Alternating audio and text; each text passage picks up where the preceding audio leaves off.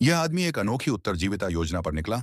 अपने पिछवाड़े में हाथों से एक डोंगी तराशना और फिर चट्टानों से भरे पानी में 1500 किलोमीटर की यात्रा करना।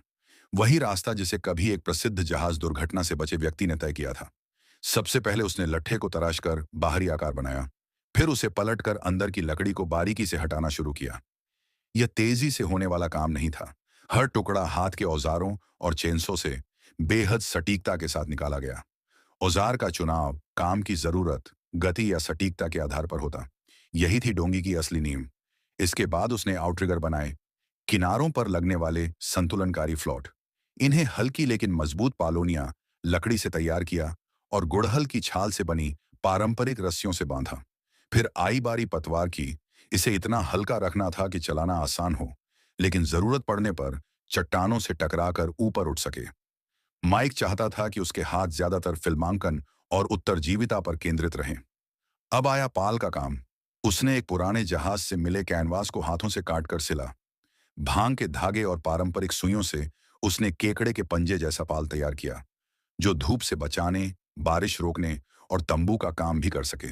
हल्का, व्यावहारिक और इतिहास से जुड़ा हुआ।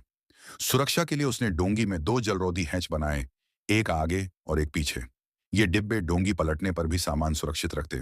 पानी निकासी के लिए विशेष नाले तराशे, ताकि मुश्किल हालात में डोंगी जल्दी सूख सके। आगे और पीछे के घुमावदार डिजाइन सिर्फ दिखावे के लिए नहीं थे। ये लहरों को काटने और छींटे कम करने में मदद करते। पीछे के हैच में गीली रस्सियों के लिए ऊंचा स्थान था, जिसमें पानी निकालने के लिए ढलान भी बनी थी। हर छोटा बड़ा हिस्सा जीवित रहने की जरूरत को ध्यान में रखकर बनाया गया। डोंगी सूखी, संतुलित और कठिन समुद्री परिस्थितियों में लंबी यात्रा के लिए तैयार रहे। अंत में उसने रस्सियों के सिरे, लंगर स्लॉट, गियर माउंट जोड़े और पूरी डोंगी को ट्रेलर पर चढ़ा दिया। 1 साल की मेहनत, सैकड़ों घंटे, अनगिनत छालें और कई असफलताओं के बाद वह पीछे खड़ा हुआ और अपनी कृति को निहारा। जंगल और समुद्र के लिए तैयार एक खोदी हुई डोंगी। सिर्फ एक आदमी, एक लट्ठा और सामने एक अद्भुत यात्रा।